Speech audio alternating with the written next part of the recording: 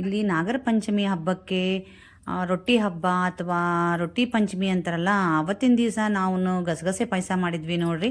ಆ ಗಸಗಸೆ ಪಾಯಸ ಹೇಗೆ ಮಾಡೋದು ಅಂತಂದೇಳಿ ನೋಡ್ಕೊಂಬರೋಣ. ಯಾಕೆ ಮಾಡಿದ್ವಿ ಅಂತಂದ್ರೆ, ಆ್ಯಕ್ಚುಲಿ ನಾವು ಪಂಚಮಿ ಹಬ್ಬಕ್ಕೆ ರೊಟ್ಟಿ ಪಂಚಮಿ ಅನ್ನೋಕ್ಕಿಂತನೂ ಮಗಳು ಹುಟ್ಟಿದ ಹಬ್ಬ ಇತ್ತು, ಹಾಗಾಗಿ ಸ್ಪೆಷಲ್ ಮಾಡೋಣ ಅಂತಂದೇಳಿ ಮಾಡಿದ್ವಿ. ತುಂಬ ಸಿಂಪಲ್ಲು, ಚೆನ್ನಾಗಿರುತ್ತೆ, ದೇಹಕ್ಕಂದ್ರೂ ತುಂಬ ಒಳ್ಳೆಯದು. ಹೀಟ್ ಪ್ರಕೃತಿ ಅಂತಾರಲ್ಲ, ಅಂಥವ್ರಿಗಂದ್ರೂ ತಿನ್ನಲೇಬೇಕು ಇದನ್ನು.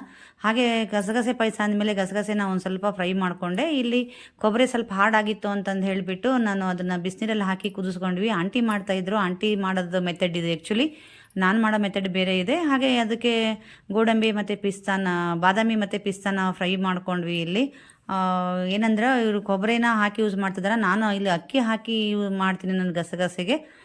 ಬಟ್ ಚೆನ್ನಾಗಿರ್ತೈತಿ, ತಂಪು, ದೇಹಕ್ಕೆ ತಂಪು, ಮತ್ತು ಸ್ಪೆಷಲ್ ಆಗಿರುತ್ತೆ. ಗೆಸ್ಟ್ ಬಂದಾಗೆಲ್ಲ ಈ ಥರದ್ದೆಲ್ಲ ಮಾಡ್ಕೊಂಡು ತಿನ್ನಬೇಕು. ಇವನ್ನ ಸ್ವಲ್ಪ ಚೆನ್ನಾಗಿ ಫ್ರೈ ಮಾಡಿಕೊಂಡು ಇದನ್ನೆಲ್ಲ ಮಿಕ್ಸಿಗೆ ಹಾಕೋಬೇಕು, ಒಳ್ಳೆ ಪೇಸ್ಟ್ ಮಾಡ್ಕೋಬೇಕು. ಹಾಗೆ ಕಂಪಿಗೆ ಅಂತಂದು ಹೇಳಿ ಇಲ್ಲಿ ಏಲಕ್ಕಿ ಸಿಪ್ಪೆ ಸಮೇತನೇ ಹಾಕ್ಕೋತಿದ್ದಾರೆ ಅವರು. ಇದನ್ನು ಹಾಕ್ಕೊಂಡು ಫ್ರೈ ಮಾಡಿಕೊಂಡು ನೋಡಿರಿ, ಗಸಗಸೆ 2 ನಮೂನಿ ಇರ್ತದೆ, ಅದಕ್ಕೆ ಒಂದು ಸ್ವಲ್ಪ ಬ್ಲ್ಯಾಕ್ ವೈಟು. ಏನು ಕಾಯಿನ ನಾನು ಇಲ್ಲಿ ಬಿಸಿನೀರಲ್ಲಿ ಕುದಿಸ್ಕೊಂಡಿದ್ವಲ್ಲ, ಅದನ್ನು ಒಂದು ಸ್ವಲ್ಪ ಮಿಕ್ಸಿ ಜಾರಿಗೆ ಹಾಕಿಬಿಟ್ಟು ಅದನ್ನು ರುಬ್ಕೋತಿದ್ದೇವೆ. ಹಾಗೆ ಬಾದಾಮಿ ಅದನ್ನೆಲ್ಲ ನಾವು ಇಲ್ಲಿ ಹುರ್ಕೊಂಡಿದ್ವಲ್ಲ, ಮಿಕ್ಸಿ ಜಾರಿಗೆ ದೊಡ್ಡದಾಗುತ್ತೆ ಅಂತಂದೇಳಿ ಒಂದು ಸ್ವಲ್ಪ ಅದನ್ನು 1ರಲ್ಲಿ 2 ತುಂಡು ಮಾಡ್ತಿದ್ದಾರೆ ಆಂಟಿ. ಇದನ್ನು ಗಸಗಸೆ ಜೊತೆಗೆ ಬಾದಾಮಿ, ಪಿಸ್ತಾ, ಹಾಗೆ ಅದು ಏಲಕ್ಕಿ ಎಲ್ಲ ಹುರ್ಕೊಂಡಿದ್ವಲ್ಲ ಅದನ್ನಷ್ಟು ಹಾಕಿಬಿಟ್ಟು ನೀರು ಹಾಕ್ಕೊಂಡು ಪೇಸ್ಟ್ ಮಾಡ್ಕೊಂಬರ್ರಿ. ಫುಲ್ ಫೈನ್ ಪೇಸ್ಟ್ ಆಗಲಿ ಅಂದರೆ ಚೆನ್ನಾಗಿರ್ತೈತಿ. ಮತ್ತು ನಾವೇನು ಕೊಬ್ಬರಿ ರುಬ್ಬಿಡ್ಕೊಂಡಿದ್ವಲ್ಲ, ಆ ಕೊಬ್ಬರಿ ರುಬ್ಬಿಡ್ಕೊಂಡಿದ್ದಕ್ಕೆ ಡೈರೆಕ್ಟು ನಾವು ಒಲೆ ಮೇಲೆ ಇಟ್ಬಿಟ್ಟು ಅದನ್ನು ಕುದಿಸ್ತಾ ಇದ್ದೀವಿ. ಅದಕ್ಕೆ ಬೆಲ್ಲ ಹಾಕ್ತಿದ್ವಿ. ಬೆಲ್ಲ ಸಮೇತ ನಿಮಗೆ ಎಷ್ಟು ಬೇಕು ಅಂತಂದರೆ ನೀವು ಕೊಬ್ಬರಿ ಎಷ್ಟು ತೊಗೊಂಡಿದ್ರಿ ಅಷ್ಟು ಬೆಲ್ಲ ಹಾಕ್ಕೊಂಡ್ರೂ ಸಾಕಾಗುತ್ತೆ, ಅಷ್ಟು ಸಮವಾಗಿ. ಇಲ್ಲ ಜಾಸ್ತಿ ಸ್ವೀಟ್ ಬೇಕಪ್ಪ ಅಂತಂದ್ರೆ ಜಾಸ್ತಿ ಸ್ವೀಟ್ ಹಾಕ್ಕೊಳ್ರಿ, ಇಲ್ಲ ಕಡಿಮೆ ಬೇಕಂದ್ರೆ ಕಡಿಮೆ ಮಾಡ್ಕೋಬೋದು. ಬಟ್ ಇದು ಎಷ್ಟು ಕಾಯಿಗೆ ಎಷ್ಟು ಬೆಲ್ಲ ಹಾಕ್ಕೊಂತ ನೋಡು, ಅದು ಚೆನ್ನಾಗಿರ್ತೈತಿ ಕರೆಕ್ಟಾಗಿ. ಅಂದರೆ ಜಾಸ್ತಿನೂ ಆಗೋಲ್ಲ ಸ್ವೀಟು, ಕಡಿಮೆನೂ ಆಗೋಲ್ಲ.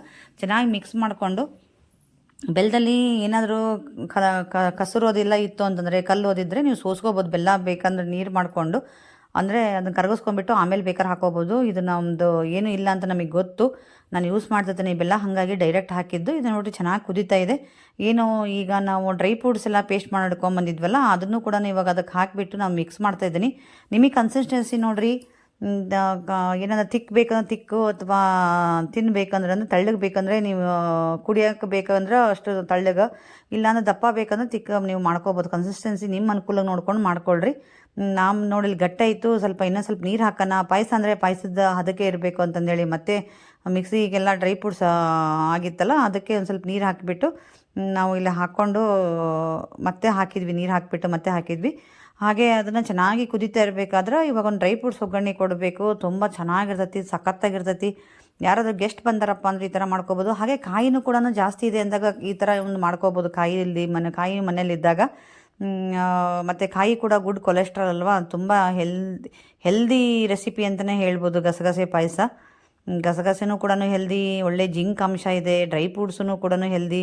ಹಾಗೆ ನಿಮಗೆ ಕಾಯಿ ಅಂದ್ರೆ ಕಾಯಲ್ಲಿ ಕೂಡ ಒಳ್ಳೆ ಗುಡ್ ಕೊಲೆಸ್ಟ್ರಾಲ್ ಇರ್ತೈತಿ ಅಂತ ಗೊತ್ತು. ಹಾಗೆ ಇಲ್ಲಿ ಒಗ್ಗರಣೆ ಕೊಡೋಣ ಅಂತಂದು ಹೇಳಿಬಿಟ್ಟು ಪಾಯಸಕ್ಕೆ ನಾನಿಲ್ಲಿ ಒಂದು 2 ಸ್ಪೂನ್ ತುಪ್ಪ ಹಾಕ್ಕೊಂಡ್ಬಿಟ್ಟು ಬಿಸಿ ಮಾಡ್ತಾಯಿದ್ದೀನಿ. ಇದಕ್ಕೆ ನಾನು ಫಸ್ಟು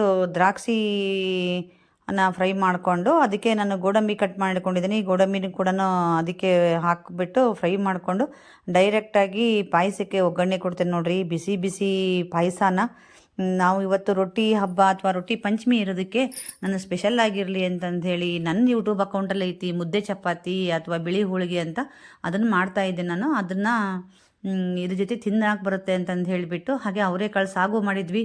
ಅವರೆಕಾಳು ಸಾಗು ಇದು ಬೇಕಂದ್ರೆ ಎರಡೂ ಜೊತೆಗೆ ಡಿಪ್ ಮಾಡ್ಕೊಂಡು ತಿನ್ಬೋದು, ತುಂಬ ಚೆನ್ನಾಗಿರ್ತೈತಿ. ನೀವು ಒಂದ್ಸಲ ಟ್ರೈ ಮಾಡಿರಿ. ಪಂಚಮಿ ಹಬ್ಬಕ್ಕೆ ರೊಟ್ಟಿನ ಚಪಾತಿನ ಮಾಡಿದ್ರೆ ಅದು ಸ್ಪೆಷಲ್ ಆಗಿರಂಗಿಲ್ಲ, ಅದು ಎರಡೂ ಸೇಮ್ ಅನಿಸುತ್ತೆ, ಡೈಲಿ ಮಾಡ್ದಂಗೆ ಅನಿಸುತ್ತೆ ಅಂತಂದು ಹೇಳಿ ನಾನು ಈ ಥರ ಒಂದು ಮುದ್ದೆ ಚಪಾತಿ, ಒಳ್ಳೆಟ್ಟಿನ ಚಪಾತಿ ಅಥವಾ ಬಿಳಿ ಹೋಳಿಗೆ ಅಂತ ನೀವು ಏನು ಕರಿತೀರಿ ನೋಡಿರಿ, ಏನು ಬೇಕಾದ್ರೂ ಕರೀರಿ. ಈ ರೆಸಿಪಿ ನನ್ನ ಯೂಟ್ಯೂಬ್ ಅಕೌಂಟಲ್ಲಿ ಐತಿ, ಹೋಗಿ ನೋಡ್ಕೊಂಡು ಚೆಕ್ ಮಾಡ್ಕೊರಿ. ನಾನು ಅದನ್ನು ಅದ್ರ ಜೊತೆಗೆ ಹಚ್ಕೊಂಡು ಚೆನ್ನಾಗಿ ಬರುತ್ತೆ ಅಂತಂದು ಹೇಳಿ ನಾನು ತುಂಬ ಆಗುತ್ತೆ ಇವತ್ತು ಅಂತಂದು ಹೇಳಿಬಿಟ್ಟು ಕೆಳಗಡೆ ಕಡೆ ಮಾಡ್ತಾಯಿದ್ದೆ ಗ್ಯಾಸ್ ಕಟ್ಟಿ ಕೆಳಗೆ. ಹಾಗಾಗಿ ತುಂಬ ಚೆನ್ನಾಗಿ ಅಂದರೆ ತುಂಬ ಚೆನ್ನಾಗಿರ್ತೈತಿ. ಬೇಕಾದ್ರೆ ಪಾಯಸ ಜೊತೆಗೆ ಡಿಪ್ ಮಾಡ್ಕೊಂಡು ತಿನ್ಬೋದು, ಇಲ್ಲ ಅಂದರೆ ಸಾಗು ಜೊತೆಗೆ ತಿನ್ಬೋದು ಅಂತಂದು ಹೇಳಿ ಮಾಡಿದ್ದು.